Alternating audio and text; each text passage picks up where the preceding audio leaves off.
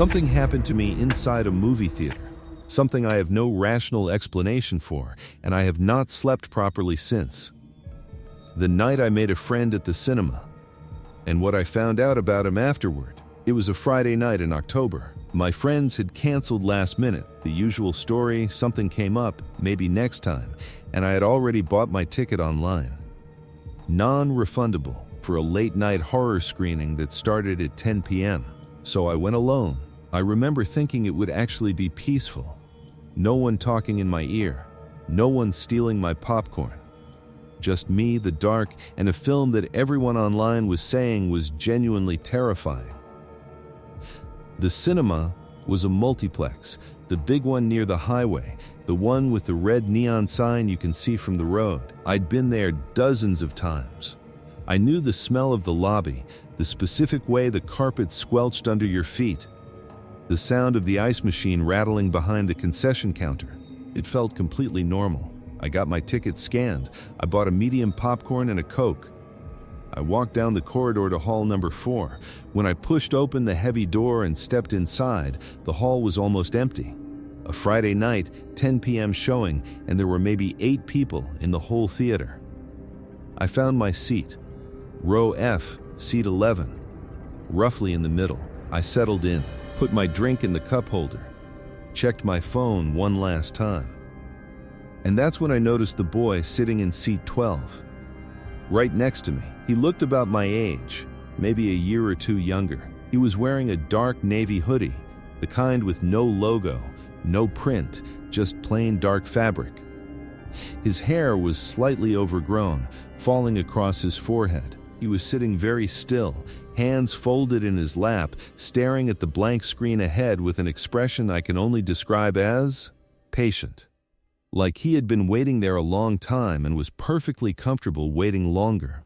I gave him the standard polite nod that strangers exchange when forced to sit together. He didn't look at me. I told myself he just hadn't seen me sit down. I faced forward.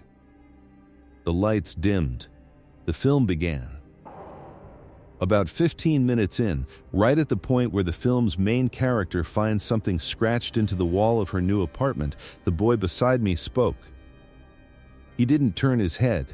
He just said, quietly, almost to himself, "She's going to regret reading that." I looked at him. "You've seen this before?" He paused. Then said, "I know how these things go." Something about the way he said it made me feel slightly uneasy. But it was dark, it was a horror film, and unease was basically the whole point of being there. So I let it go. We started talking. Soft whispers, the way you do in cinemas when you're both alone and a conversation just happens naturally, in the dark. His name, he told me, was Sal. He said he came to this cinema a lot, always late shows, always alone.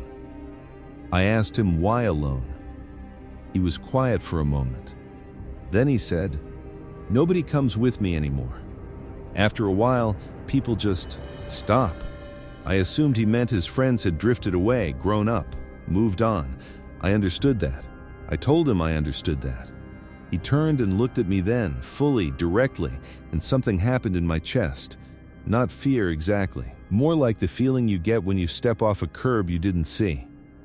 A sudden drop, a lurch. His eyes were wrong. I couldn't explain it then. I still struggle to explain it now. They looked completely normal, dark brown eyes, nothing unusual. But there was something behind them, or maybe missing from behind them, that made my brain send up a quiet alarm signal I chose to ignore. I looked back at the screen. We kept talking. By the second half of the film, I had genuinely relaxed. Sahil was interesting. He knew everything about horror films, directors, obscure titles, behind-the-scenes facts. He had this dry sense of humor that made me laugh quietly in the dark. I remember thinking, this is actually one of the better Friday nights I've had recently. Meeting a random stranger and just connecting. Then came the scene. The one where the monster finally shows itself.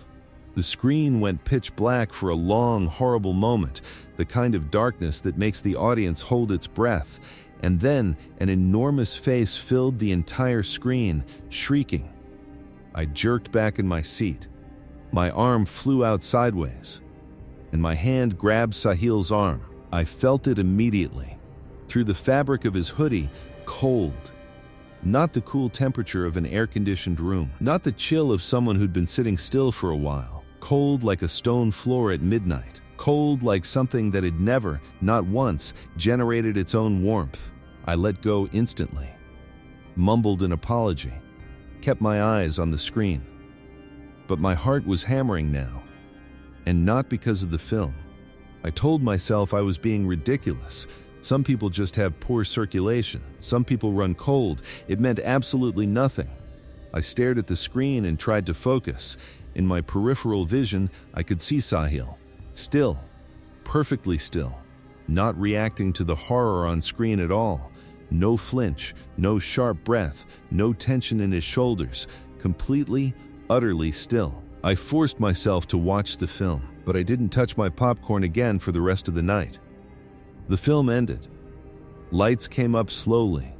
That warm, slightly sad feeling of leaving a movie world behind. I turned to say something to Sahil, something casual, maybe to suggest we follow each other somewhere online, and the seat was empty. Just empty. I hadn't heard him get up, hadn't felt the movement beside me, hadn't heard footsteps. He was simply gone. I gathered my things slowly, slightly rattled without fully knowing why. Walked out through the corridor, through the lobby, out into the car park. The night air was cold. The red neon sign hummed above me. I was almost at my car when I looked down and saw something on the ground. A ticket stub. I almost walked past it. But something made me stop. Made me pick it up. It was a cinema ticket. Hall 4. Row F, seat 12. My seat had been seat 11. I turned it over in my hands. The paper felt strange, stiffer than normal, slightly yellowed, like it had been sitting somewhere for a very long time. The printing was faded and slightly blurred, the way old documents look.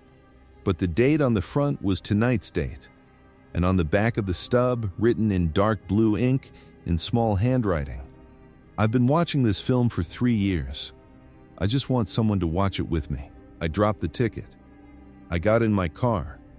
I locked the doors, and I sat in that car park, under that red neon light, for a very long time before I trusted my hands enough to drive. I didn't sleep that night. I lay in bed and stared at my ceiling and told myself, over and over, that there was a rational explanation for all of it. The cold could be medical. The empty seat could mean he'd slipped out quietly. The old ticket could have been dropped by anyone, months ago. The handwriting on the back. That one was harder to explain away. At 2 a.m. I gave up on sleep and opened my laptop. I searched Cinema Hall 4, Seat 12, Row F, Death, Accident, nothing. I tried different searches, different combinations of words, local news archives, community Facebook groups, old forum posts. For an hour, nothing. And then, buried in a local news website, in an article dated 3 years and 2 months ago, I found it. The headline said, "Young man found unresponsive at late-night cinema screening." The article was 4 paragraphs long. It said that a young man had been discovered by cleaning staff after a late Friday night screening at the multiplex near the highway. He had been alone. The staff initially assumed he had fallen asleep. When they tried to wake him, they realized he wasn't breathing. He had been sitting in Hall 4, Row F, Seat 12. I read the paragraph 3 times. Then I scrolled down. There was a name, Sahil, and underneath the name, there was a photograph. A simple photograph, the kind pulled from a social media profile. A young man in a dark navy hoodie, hair slightly overgrown, falling across his forehead. The same face. The exact same face that had been sitting 12 inches to my right for 2 hours. I closed the laptop. I turned on every light in my room. I did not go back to sleep. I told one person, my closest friend. I told them everything, The conversation, the cold, the ticket stub, the article. They were quiet for a long time. Then they asked if I had taken any photos that night. I said I didn't think so. But then I checked my phone. I had taken 2 photos inside the cinema. I do it automatically sometimes, a habit, documenting little moments of my life without thinking about it. One was a shot of the screen before the film started, the curtains still drawn, that soft amber pre-show light.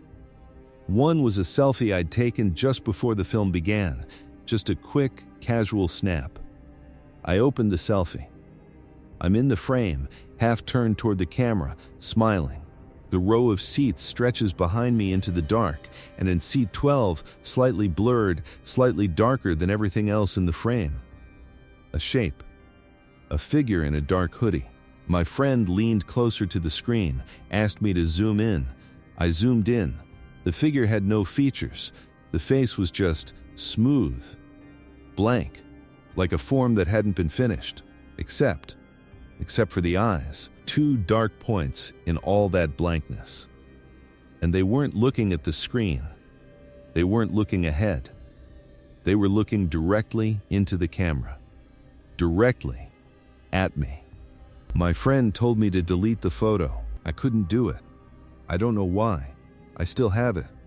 I look at it sometimes at 3 a.m. when I can't sleep, which is most nights now, and I think about what Sahil said when I asked him why he always came alone. Nobody comes with me anymore. After a while, people just stop. I haven't been back to that cinema. I don't think I ever will. But here is what I want you to know, what I need you to hear before you close this video. Whatever Sahil is, whatever piece of him is still sitting in that seat on Friday nights at 10 p.m., waiting, watching, hoping someone will stay, he is not looking for a film recommendation. He is looking for company. And once he decides you are his friend, I don't think he lets go. If you've had something like this happen to you, leave it in the comments. I read every single one. And if you're watching this late at night, alone, don't look at the seat beside you.